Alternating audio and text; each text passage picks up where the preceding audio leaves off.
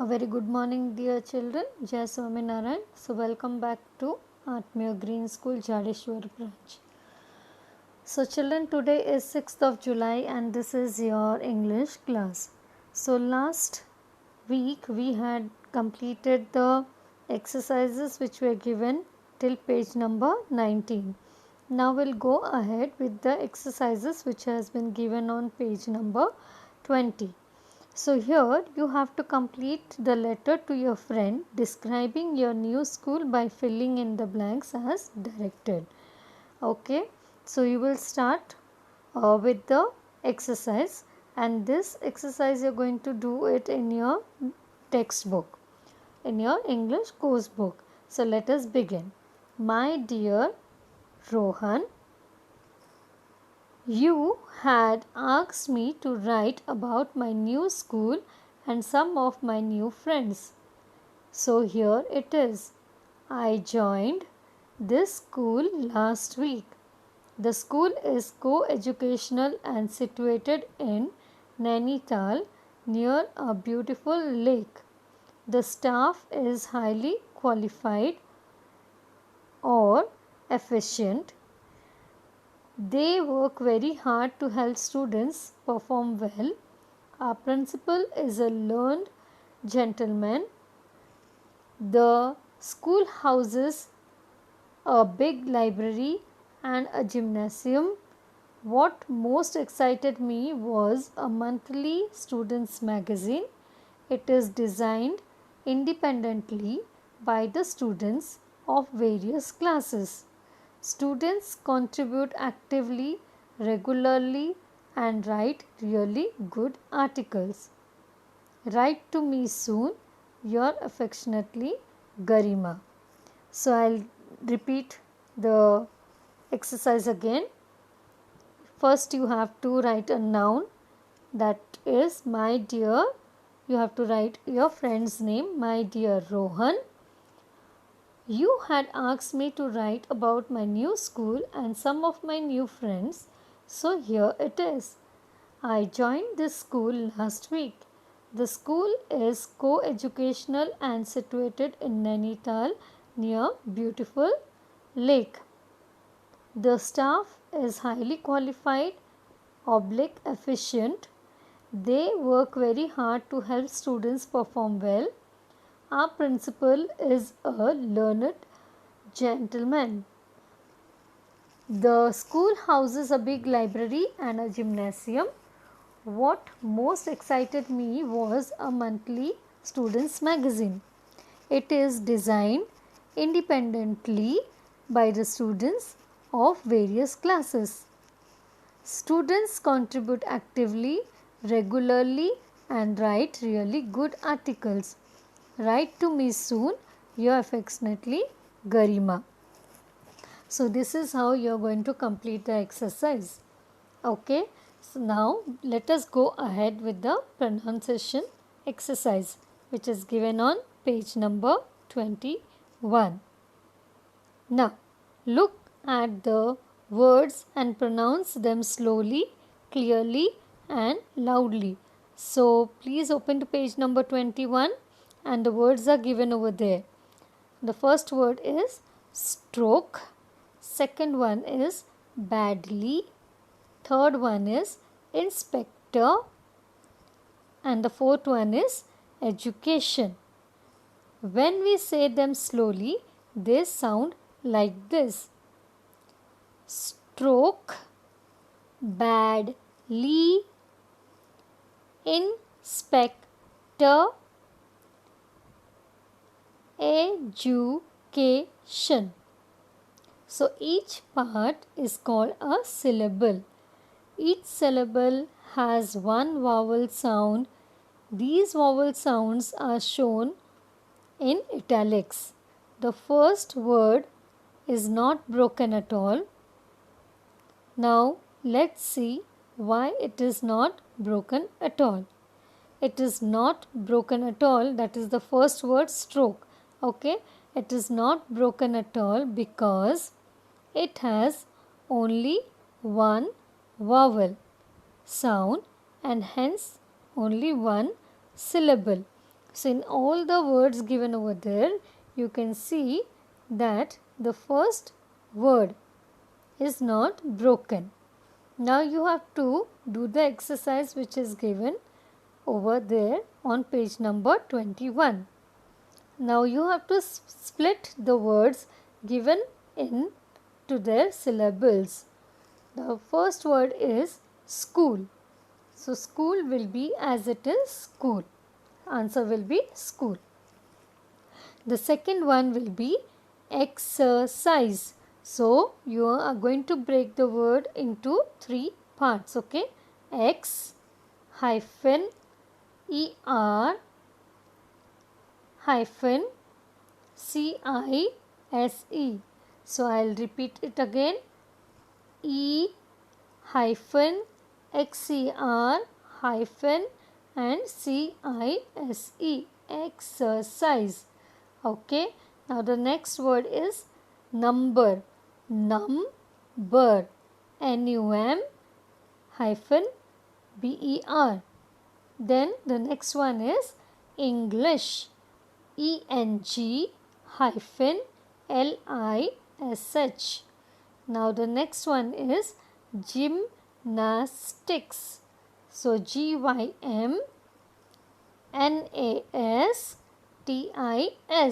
So after gym you are going to put a hyphen nas hyphen then tics.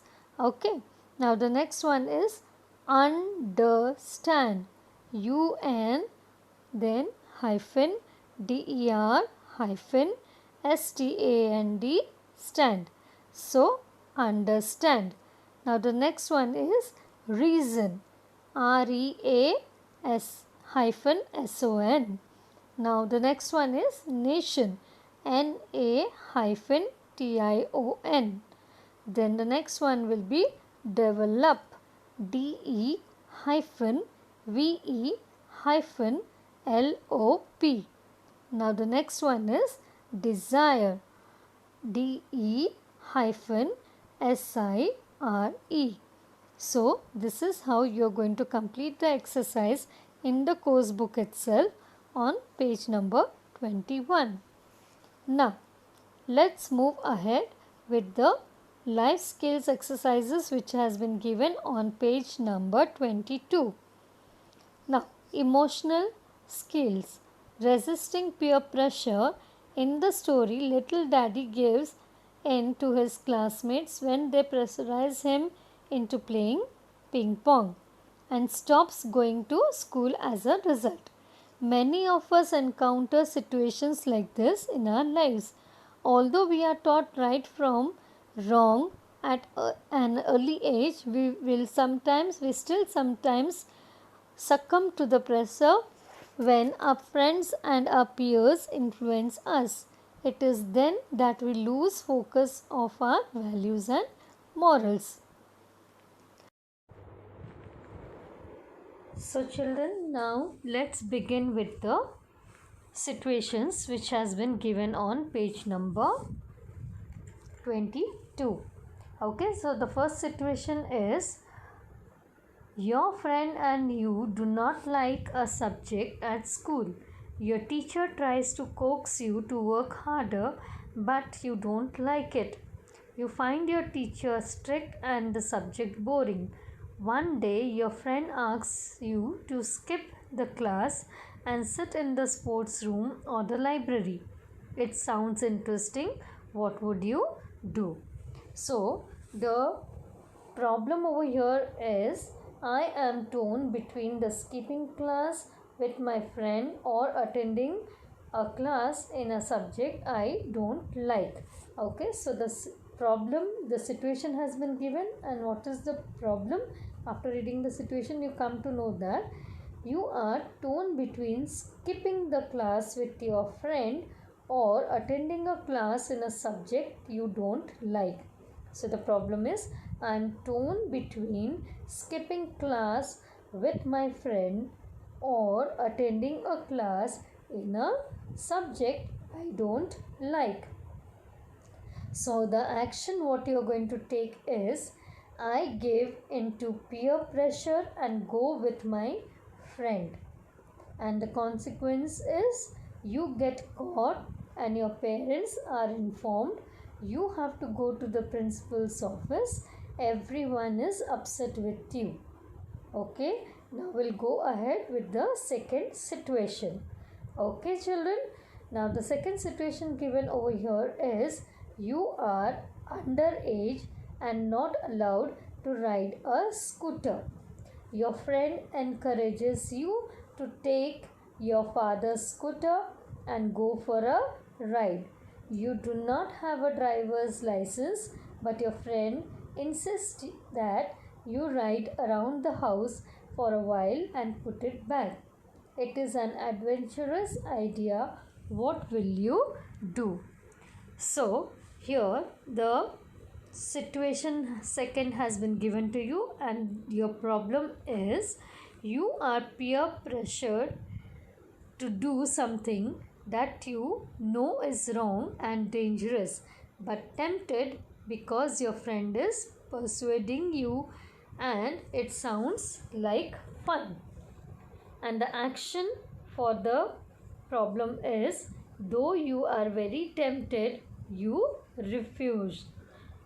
And the consequence is, at first your friend teases you for being a bore, but when you do not give in, she forgets about it and two of you start doing something else together. The matter is forgotten. So I'll repeat the action again. Though you are tempted, you refuse. And the consequence is, at first your friend teases you for being a bore, but when you do not give in, she forgets about it and the two of you start doing something else together. The matter is forgotten. Okay, so here we finish with the exercises which has been given based on the lesson how daddy played ping pong. Okay, so children, before we end with this class, I'll show you a video clip of the lesson so that you understand the lesson better and complete your exercises based on this lesson. Okay, now there are few questions which you have to write on your own. Okay, I have given you the answer. I have dictated all the answers which were given on pages 18, 19, 20 and 21, and also the questions which were given on pages 16 and 17. So all the answers I have given you, and I have sent the PDF file for the same also. So I hope that you have completed the exercises which we have done last week. So I'll be showing you the video.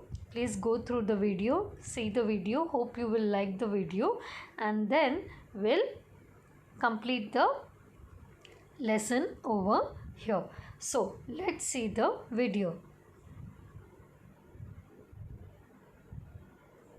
When Daddy Played Ping Pong by Alexander Raskin. When Daddy was a little schoolboy, a new game was invented. It was called ping pong. Nowadays, lots of children play ping pong. But in those days, ping pong was all the rage. It was played from morning till night in every school and courtyard, on tables, benches, grand pianos, and on the floor. Some even played at night. Many kids forgot that anything else existed except ping pong. There were ping pong matches in Little Daddy's school every single day. Every class played each other to determine the school champion. Then they played each other, and the winner became the district champion.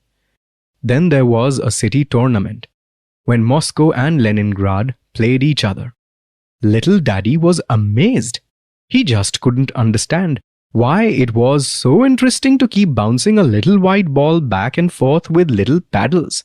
"Why don't you try it?" one of his friends would say. "It's no fun." "It sure is." "No, it isn't. Just try it once." "I don't want to." This conversation was repeated several times.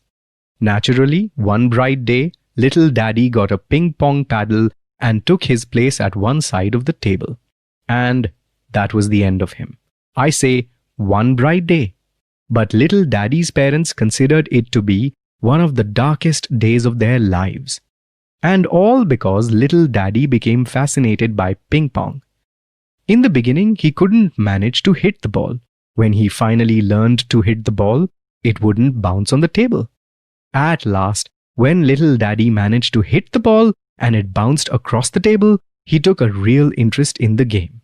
He discovered that there were different ways of hitting the ball. You could chop it or send it into a spin off to one of the corners. A good player could make the ball bounce on the part of his opponent's side of the table that was the hardest to reach. Daddy still thinks ping pong is a wonderful game. But then little Daddy thought it was the most fascinating game in the world. He gave up reading. He stopped doing his homework. The only reason he went to school at all was to play his favorite game. He began playing better and better, but his marks kept getting worse and worse. The teacher took him aside and talked to him several times.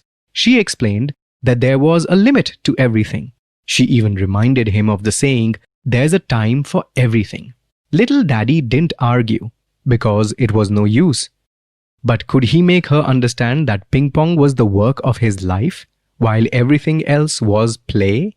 He became so good at the game that he could beat many of his friends. The day he beat the school's third best player, his teacher said, "I want to speak to your parents. Things cannot continue as they are now." She wrote a letter to Grandpa and Grandma, which they never received, because little Daddy pulled it out of the mailbox, read it, and tore it up. It was so awful that he tore it up into tiny bits. His teacher sent his parents another letter. It was still worse than the first one. So little Daddy tore it into still tinier bits. I'm ashamed to say so, but that's exactly what happened. Little Daddy's teacher was very surprised, for Grandpa and Grandma never came to see her. Just as she was about to write them a third letter, little Daddy beat the school champion at ping pong.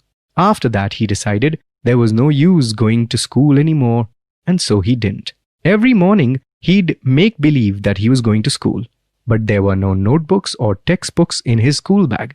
Instead, there were 2 ping pong paddles, a net, and 3 balls, and a sandwich, which was little Daddy's lunch. All day long, he played ping pong.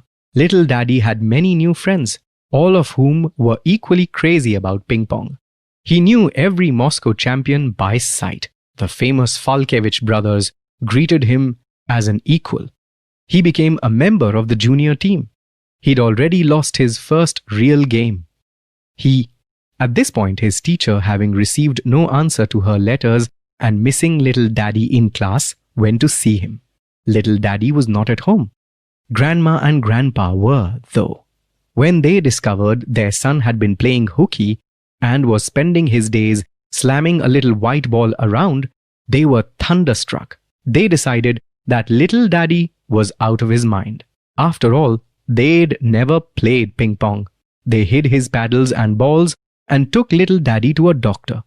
This was no plain ordinary doctor. This was a professor who'd spent his life treating crazy people. However, he'd never played ping pong. He simply couldn't understand why little Daddy had to play hooky on account of this game called ping pong. Little Daddy couldn't understand why the professor was asking him such stupid questions. Do the boys hit you in school? Do you sleep well? Do you have headaches in the morning? Do you have headaches in the evening? Are you afraid of the dark? Have you ever had fits? Have you ever been unconscious? Naturally, little Daddy said no to every one of them. Then the professor continued. Do you like your school? Do you like your teacher? Do you have friends in school? Boys? Girls? And now little Daddy said yes to every question. Is there a girl you like better than the rest? The professor asked. This made little Daddy mad. Why do you keep asking me all these questions? I was playing hooky so I could play ping pong. And your questions have nothing to do with anything. All right, the professor said. What do you intend to do now? Play ping pong, little Daddy replied. Do you know how this might all end? Have you ever thought of the future? Sure, little daddy said. Our team might win the Moscow tournament. I'm serious, this professor snapped. So am I, said little daddy. Then the professor shrugged. He put some drops into a glass of water and said, Here, drink this, to little daddy. I don't want to, said little daddy. I'm not sick. But I am, said the professor and drank the medicine himself. Then he added in a whisper, If I talk your parents into letting you play through the season, do you promise you'll go back to school in September? Yes, said little daddy. Then the professor summoned Grandpa and Grandma. He said, The boy is absolutely sane. Let him play ping pong. He's missed most of the term anyway, and he took some more medicine. And so little daddy and his parents went home. Little daddy's team didn't win the tournament, but it did take second place. And daddy still insists that the year was not wasted. He realized that ping pong wasn't the most important thing in the world. He even began to miss his school. He went back the following September and eventually graduated. Many years passed. His old paddle is still on the top shelf of the cupboard. Grandpa and Grandma still shudder at the sight of it, but Daddy looks at it fondly. It was certainly silly to drop out of school because of ping pong. Everybody smiles when they hear this story. So does Daddy. And yet, ping pong is a very good game. I'll write about it someday. But when Daddy saw that his daughter had taken an interest in ping pong, he became very worried. However, he was relieved to see that she wasn't going to drop out of school on account of it, though she did become the school champion. That's when Daddy finally understood how Grandpa and Grandma had felt, and he hid his old paddle in a far corner of the cupboard. But he takes it out sometimes and recalls his ping pong days. So hope you liked the video, children, and have understood the lesson. So here we end with the class and meet you in the next class. Till then, please take care of yourself, be safe at home, and do not move out until and unless it is not necessary, it is not an emergency. Kindly do not step out of your house. So please take care, children, and be safe at home. Thank you, children. Bye bye. We end the class over here today. Thank you.